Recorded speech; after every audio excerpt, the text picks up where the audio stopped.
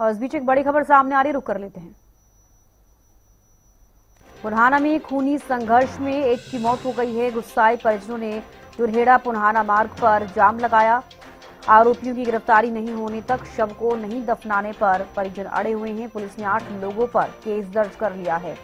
पुन्हाना में खूनी संघर्ष का मामला सामने आया, जिसमें कि एक की मौत हो गई है। दुकान पर सामान खरीदने को लेकर बहस हुई थी और पुन्हाना में खूनी संघर्ष में एक की मौत हो गई है। आपको बता दें कि गुस्साए परिजनों ने जुरहेड़ा पुन्हाना मार्ग पर जाम लगाया। आरोपियों की गिरफ्तारी नहीं होने तक शव को नहीं दफनाने पर परिजन अड़े हुए हैं। पुलिस ने 8 लोगों पर केस दर्ज कर लिया है।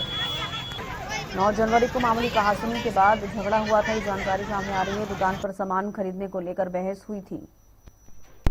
तो पुन्हाना में खूनी संघर्ष में एक की मौत हो गई है। इस वक्त की बड़ी खबर आपको बता दें, गुस्साए परिजनों ने जुरहेड़ा पुन्हाना मार्ग पर जाम लगाया। बिल्कुल हुआ गंभीर कर दिया ना, वहाँ में वोटा या मैं मारी खेड़े में ना, ये लल्लर में वोटा ना दिल्ली वोटा आगे क्लियर एप्पल कर दिया।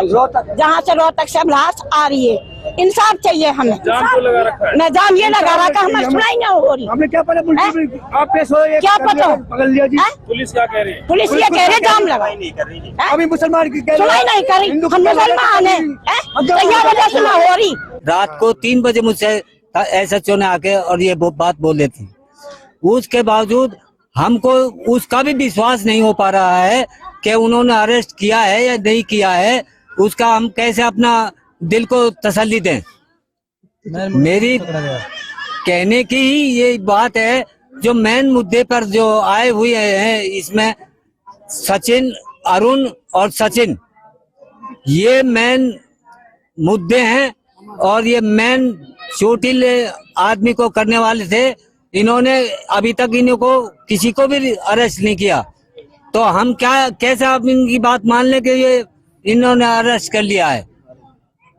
मैं सरकार से, प्रशासन से यही अपील करना चाहता हूं कि हमें इंसाफ चाहिए। मेरा नाम हैदर है। ये घटना मेरे सामने हुई थी। जिन लोगों ने मारा था वो दबंग टाइप के लोग थे। उन्होंने लाठी डंडों से, लोहे के सरियों से उन पर हमला किया आकर यहाँ पर। और उन्हें, अगर हम पड़ोसी नहीं आते, हम में ऐसे 3-4 पड़ोसी भी घायल हो चुके हैं। और अगर हम और नहीं आए तो उसमें तो ये उनको जान से मार देते सबको। उन्होंने किसी को नहीं छोड़ा वहाँ पे। और हम प्रशासन से यही रिक्वेस्ट करते हैं कि इनको इंसाफ दिलाया जाए और इनके घर पे बिल्डोजर चलाया जाए। अगर ये घटना अगर किसी मुसलमान के साथ कर देते तो मुसलमान क्या इसमें सबको लपेट देते, उनके घरों में बिल्डोजर चलाते। हमसे सरकार से ये अनुरोध है कि इनके घर पे बिल्डोजर चलाया जाए। अनिल मोहनिया ज्यादा जानकारी के साथ जुड़ गया। अनिल, क्या कुछ ये पूरा मामला है और अभी तक क्या कुछ कार्रवाई की गई है पुलिस की तरफ से, क्या जानकारी?